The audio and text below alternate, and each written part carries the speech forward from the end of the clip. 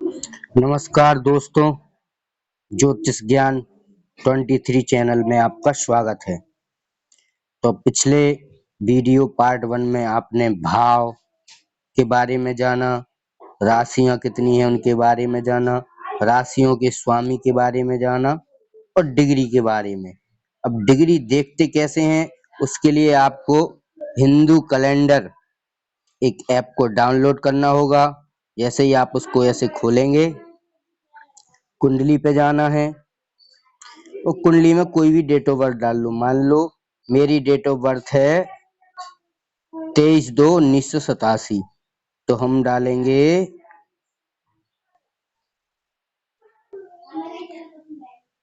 23/2/1987 डालेंगे। जैसे ही आप 23/2/1987 कोई भी डेट डाल लें, ये तो एग्जाम्पल पे है।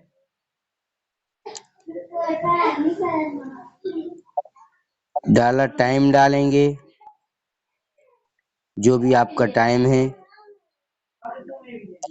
और एएम पीएम, पूर्वाहन मतलब एएम, अपराहन मतलब पीएम, ये डालेंगे।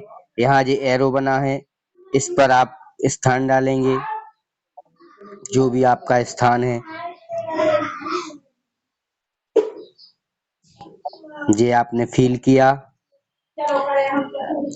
अब आपके ये सामने कुंडली आ जाएगी, जैसे राशि धनु, कन्या लग्न, तिथि आ गई, योग आ गया, नक्षत्र आ गया, राशि स्वामी आ गए। आपकी राशि के स्वामी कौन है? जैसे ये धनु राशि है, धनु राशि के स्वामी है बृहस्पति। अब जैसे ही आप नीचे को स्क्रॉल करेंगे तो ये आ गई आपकी डिग्रियां। जैसे ये डिग्रियां आ गई, उनके डिग्री मतलब अंश। सूर्य कितनी डिग्री पे है? 10 डिग्री। चंद्र है 10-29, बुध है 18 डिग्री, शुक्र है 27 डिग्री, मंगल है 8 डिग्री, बृहस्पति है 4 डिग्री, शनि है 26 डिग्री, राहु है 20 डिग्री, केतु है 20 डिग्री। ये उनकी नक्षत्र, ये सब डिग्रियां हैं, ये सब डिग्रियां हैं। ऐसे आप उनके बारे में जानेंगे। डिग्री का मतलब कौन कितनी अवस्था में है। जैसे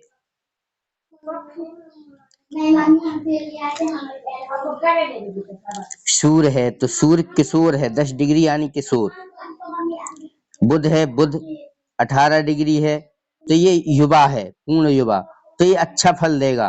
और जैसे बृहस्पति 4 डिग्री है, तो ये अच्छे होकर भी फल नहीं दे पाएंगे। बृहस्पति 4 डिग्री है, 4.25 डिग्री, 4:45, तो ये अच्छे होकर भी शुभ फल नहीं दे पाएंगे। तो डिग्री या कितना बल है, क्या है, कैसी अवस्था है, बाल अवस्था है, किशोर अवस्था है, पूर्ण अवस्था है, क्या वृद्धावस्था है। अगर आपका ग्रह अच्छे भाव में बैठा है, अच्छे भाव में बैठा है और उसकी अवस्था बाल अवस्था है, तो वो अच्छा फल नहीं दे पाएगा। तो उसकी अवस्था बढ़ाने के लिए आप रत्न पहनते हैं। किस राशि को कौन सा रत्न पहनना है, ये सब देखते हैं। अब हम मित्र और शत्रु के बारे में जानेंगे कि कौन किसका मित्र है, कौन किसका शत्रु।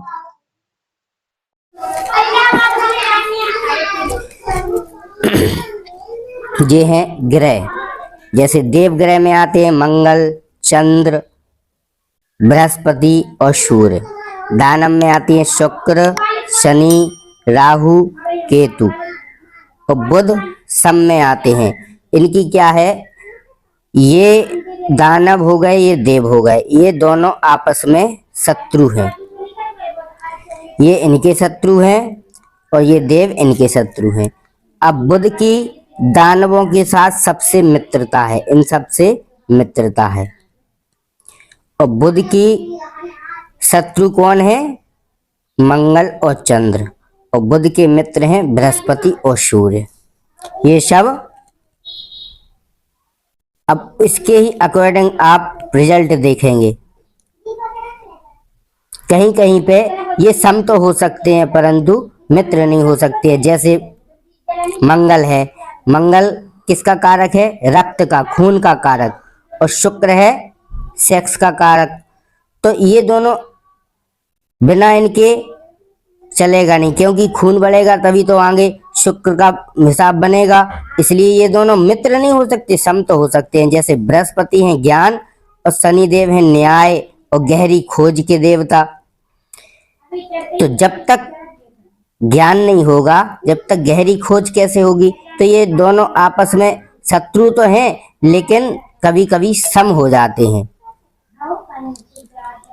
तो ये सब है। जैसे आप कुंडली में देखें, ये भाव हैं, भाव तो ऐसे ही रहेंगे, बस राशियां परिवर्तित हो जाती हैं। आज हम मेष लग्न की कुंडली बनाएंगे। तो मेष लग्न में मेष, वृष, मिथुन, कर्क, सिंह, कन्या, तुला,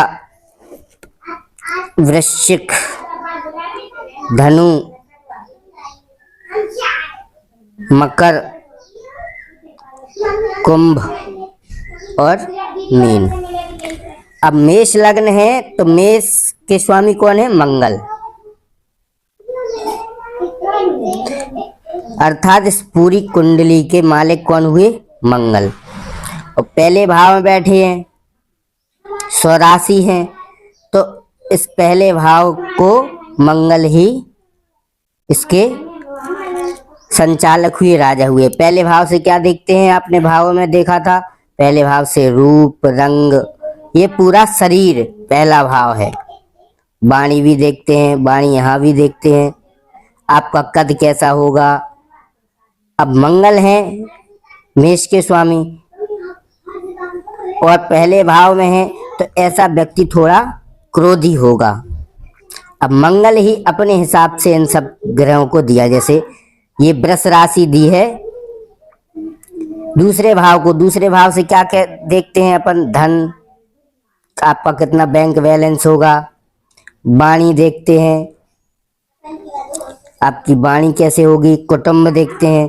तो ये किसको दिया? वृष राशि के स्वामी कौन है? शुक्र। अब शुक्र मंगल के कौन है? शत्रु। तो इसलिए इनको ये अच्छा भाव नहीं दिया, ये अच्छा भाव नहीं दिया, मंगल ने इनको एक अच्छा भाव नहीं दिया। तो ये धन का बैंक बैलेंस वगैरह में थोड़ी बहुत दिक्कत आएगी। अब तीसरे भाव किसको दिया इनने? तीसरा भाव में क्या राशि है? मिथुन। मिथुन के स्वामी कौन है? बुध। अब बुध मंगल के शत्रु हैं। देखें, ये बुध मंगल के शत्रु हैं, इसलिए इन्हें तीसरा भाव दिया। तीसरे भाव से हम साहस देखते हैं, भाई बहन देखते हैं। तो ये भाव दिया मंगल ने बुध के लिए। अब चौथा भाव जिससे हम गाड़ी, मकान देखते हैं, ये चंद्र को दिया। चंद्र कौन है? मंगल के मित्र हैं।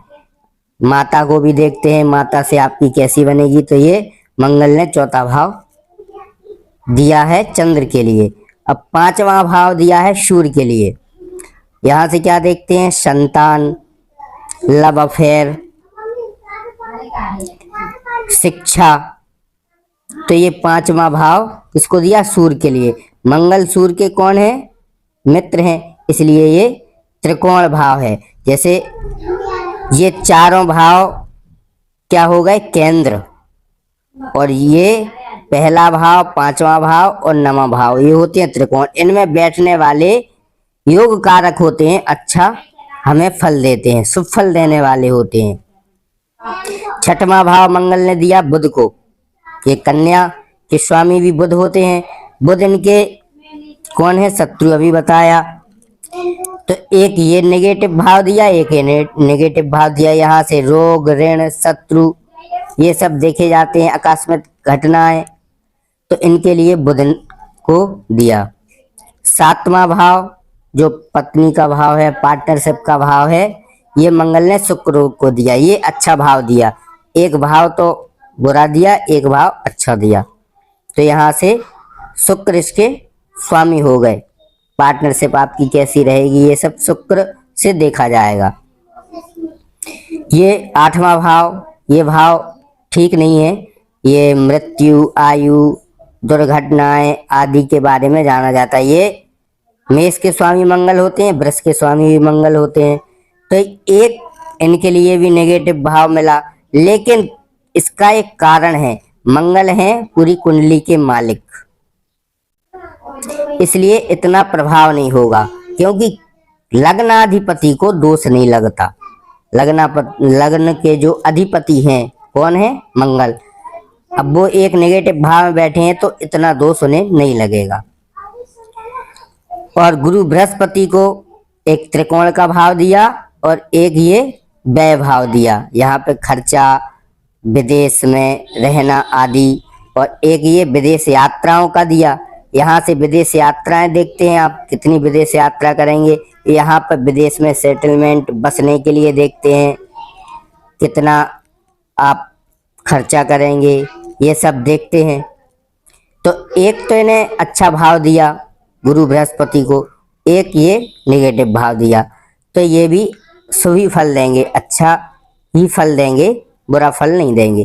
क्योंकि ऐसा व्यक्ति जिसके यहाँ त्रिकोण में और व्यय भाव में दोनों ही राशि हैं, तो ऐसा व्यक्ति विदेश यात्रा भी कर सकता है और विदेश में रह भी सकता है। 10वां भाव दिया है शनि को। शनि जो है न्याय के देवता हैं, गहरी खोज के देवता हैं। तो एक तो इन्हें कहाँ दिया? केंद्र में, और एक दे दिया यहाँ धन भाव। तो ये भी हमें अच्छा फल देंगे, ये भी कारक ही होंगे, मारक नहीं होंगे। क्योंकि ये पिता, आप कैसा आपके पिता के साथ बनेगी, ये सब भाव देखे जाते हैं। भाव के बारे में आपको पहले मैं बता चुका हूँ, पहले उन्हें याद करिए, उसके बाद आपको ये सब बातें समझ में आएंगी। तो ये सब मंगल जो है इस कुंडली के मालिक हैं। और मान लो यहाँ 2 नंबर लिखा होता तो यहाँ शुक्र हो जाते पूरी कुंडली के मालिक। 3 नंबर लिखा होता तो बुध हो जाते पूरी कुंडली के मालिक। 4 लिखा होता तो चंद्रमा हो जाते। 5 लिखा होता तो सूर्य हो जाते। 6 लिखा होता तो बुध हो जाते। 7 लिखा होता तो शुक्र हो जाते। 8 लिखा होता तो मंगल है ही, मंगल फिर हो जाते। और 9 लिखा होता तो बृहस्पति हो जाते। 10 लिखा होता तो शनि हो जाते इस पूरी कुंडली के मालिक। फिर वो अपने हिसाब से इस कुंडली की संरचना करते।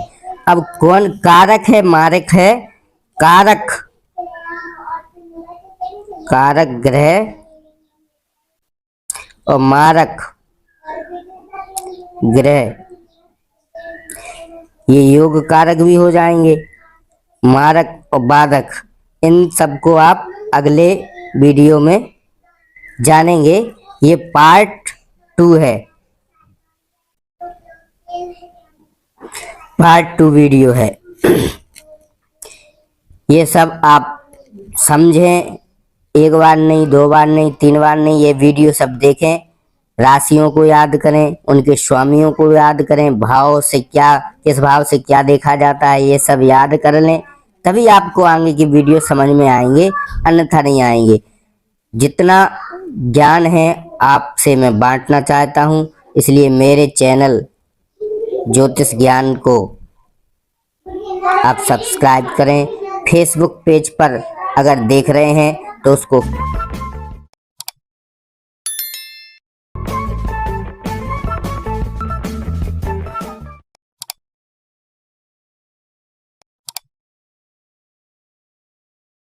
फॉलो करें, लाइक करें, शेयर करें। आज के लिए इतना ही। धन्यवाद। राधे राधे। जय श्री राधे।